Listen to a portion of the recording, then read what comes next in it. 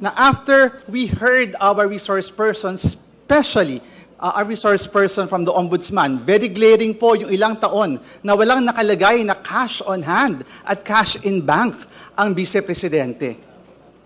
Kung walang sikreto si VP Sara, sana nag-sign na siya dati pa ng waiver. Kung wala siyang kinakatakutan, edi sana nilapag na niya ang totoong laman ng bank account niya. Kung totoong kumakain lang sa karinderya ang tatay niya at government salary lang ang natatanggap nila, iniisip ko nga po, paano na-i-encash yung cheque, yung sweldo niya, saan dumadaan?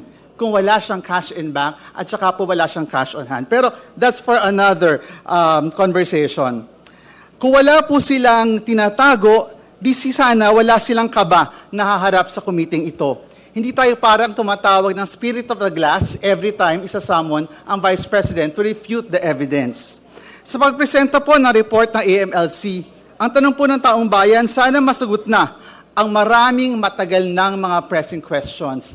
And I hope that the AMLC will be able to shed light on these very important issues. Dito pong nakaraang mga sessions, may mga baon akong Mary Grace Piatos. Pero ngayon po ang baon natin, yung maraming tanong ng taong bayan, at sana po masagot ito ng AMLAC.